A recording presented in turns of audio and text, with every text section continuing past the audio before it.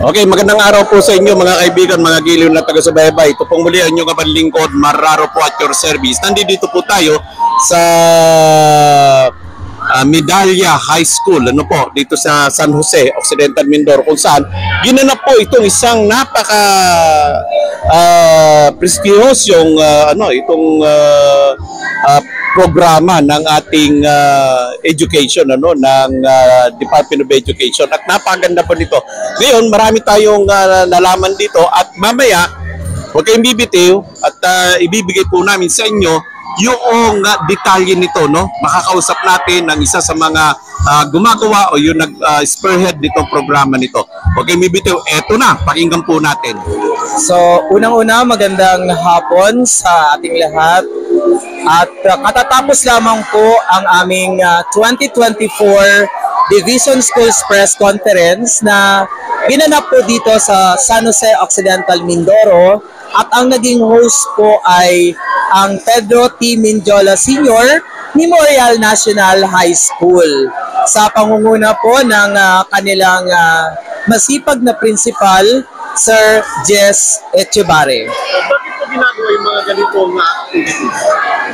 Maliban po sa pagtupad sa RA 7079 o yung tinatawag po nating Campus Journalism Act, ay taon-taon po ay ginaganap po namin ito para po sa paghahanda, para po sa Regional Schools Press Conference at sa National Schools Press Conference. Kailangan po talaga ito na ganapin o gawin ng mga bata? Ito po kasi ay malaking suporta sa pag-develop ng kaalaman ng ating pong mga mag-aaral, lalo na po sa pag-develop ng kanilang journalistic skills. Gagamit po ba ito ng mga bata in the near future? Opo naman, kasi kung matatandaan po ninyo at naobserbahan po ninyo, ay ang ating pong mga manunulat ng iba't ibang dyaryo na laganap po sa ating pong buong kapuluan, ang ating pong mga broadcaster sa TV, maging sa radio broadcasting, sa online publishing, ay dito po nanggagaling sa mga na-train po natin na mga mag-aaral sa kanilang mga murang edad. So po, Pilipinas po ito ginagawa? Yes, ito po ay buong Pilipinas na ginagawa.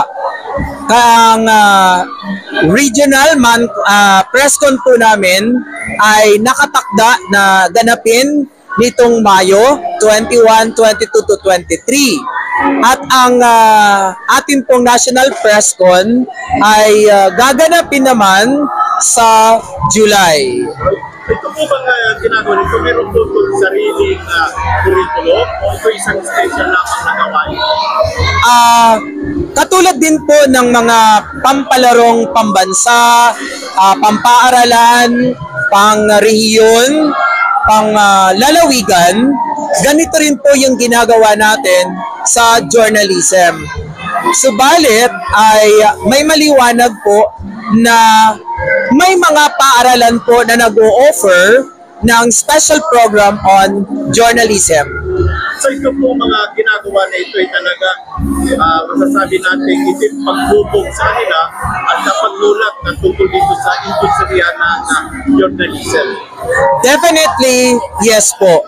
Dahil sa kanilang murang kaisipan or edad, ay sinisimulan po nating hubugin ang ating pong mga mag-aaral sa skill ng journalismo. So ito na yung start na pwedeng masabi natin na dahil dyan ka nag-excel, ay pwede kang kumuha ng kurso tungkol sa journalism.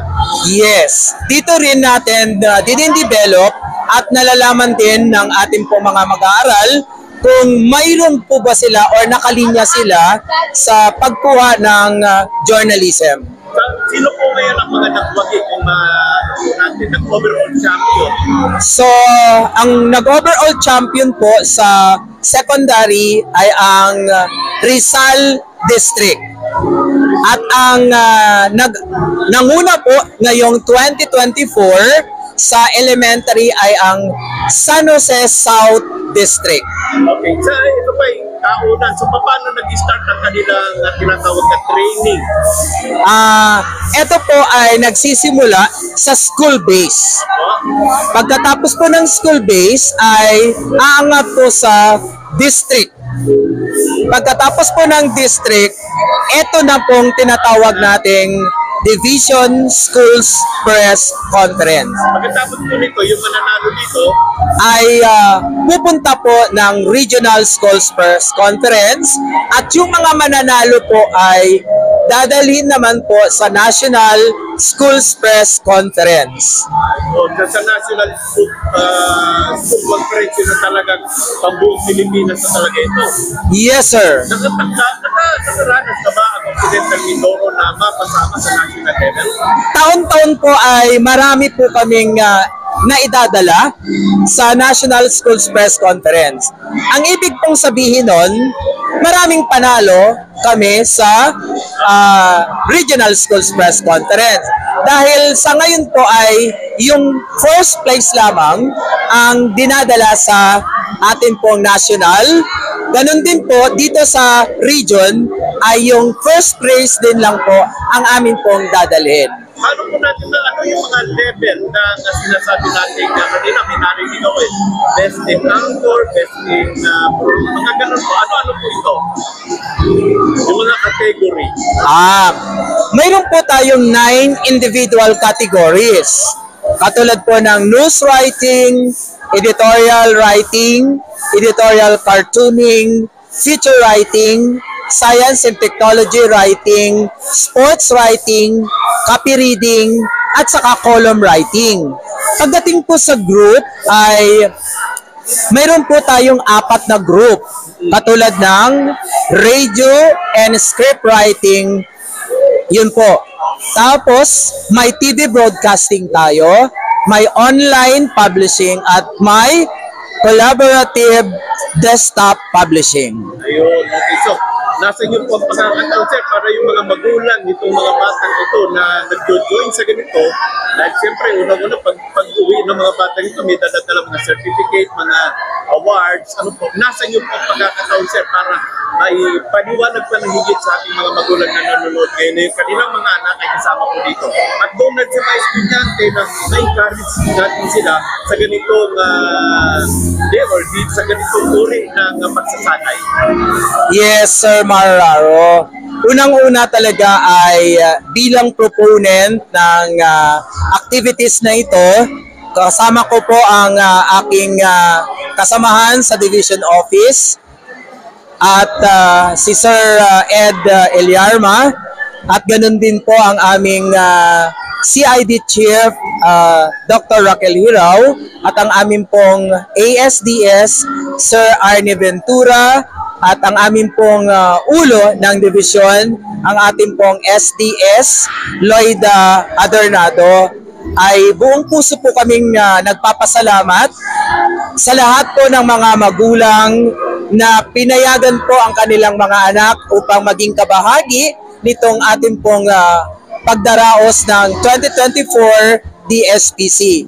So ang hiling lang po namin sa ating pong mga magulang, sana suportahan po ninyo ang ating pong mga anak kasi unang-una, kumukuha po sila siyempre ng kanilang lakas at inspirasyon sa inyo po. Kasi once na hindi po nyo siya pinayagan, so maaaring yung pangarap nila, yung experience nila ay pinuputol po natin. Sana kahit na naman po yung hirap, ay gawan po natin ng paraan upang makasama po yung ating pong mga anak. Second po yung ating pong mga school paper advisors. Malaki po ang kanilang gampanin para po dito kasi syempre, hindi lang kinakailangan natin na talino at kaalaman ng mga mag-aaral. Ito po ay dinaragdagan ng ating pong mga school paper advisors. Malaki po talaga ang kanilang hirap para po dito sa pag-train ng kanilang mga journalists. Kahit Sabado po at Linggo yan, kahit na po yan ay holiday, pinapapunta po nila just for the preparation of this activity. And syempre, sa ating po mga school heads, number 1 din po yan. Kasi once na hindi po naging supportive ang ating po mga school heads, hindi sila magpapadala. Pwede kasi sir na hindi magpadala, pero unang-una, narito yung ating suporta sa kanila upang ma-develop yung kanilang kaalaman po dito sa journalism. Okay. Thank you po. Maraming salamat po at well said po at congratulations at Ariyo naman pagtuloy-tuloy itong inyong gawain po para sa mga kabataan natin dito sa Occidental Mindoro. Maraming salamat, sir. Maraming salamat din po. Maraming salamat and magandang hapon. Okay, that's it. Pakinggan naman natin. Ito naman yung sa parte ng isang nakakapanayam nating isang estudyante. Ano? Pakinggan po natin. Okay, ano ang significant nitong ginagawa ninyong activities ngayon bilang estudyante? So, sa pamamagitan po kasi ng mga ganitong activities, na ibabalik po yung sense o kahalagahan ng pluma sa bawat mag-aaral. Ngayon po kasi more on internet, more on AI, parang wala na po originality sa bawat manunulat. Kaya po yung mga ganito po, na ipapakita yung kahalagahan na kahit po dumaan yung pandemya, kayang-kaya pa rin po nating lumaban, kaya po natin magsulat at ibalik po yung sense na binuo ni Jose Rizal noon. Oh, ilang taon ka na? 16 po. Anong year? Anong grade? Grade 10 po. Ano? Grade 10. Grade 10. So, sa mura mong kaisipan na yan, yan ang naibibigay mong opinion, ano? Yes po. So, kailangan ba talaga itong mga ganitong activities? Like, magkaroon sa broadcasting, sa ano, wala na bang, kumbaga, kayo ba ang mga future ngayon na mga broadcaster? Yes po, sabi nga po nung mga nagsalita, mahalaga po ito dahil balang araw po pwedeng isa sa amin yung lumabas international. And yung mga ganitong activities nga po, sabi nga po nung teacher na hindi mahalagang manalo o matalo, mahalaga po yung matutunan natin sa mga ganitong activities.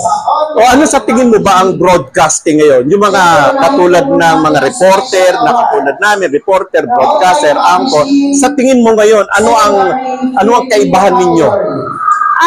Sa amin po kasi, ay sa mga klase ko po na mismong broadcaster, nakita ko po na bago pa lang po sila or nagsisimula. Unlike po sa mga katulad nyo talagang bihasa.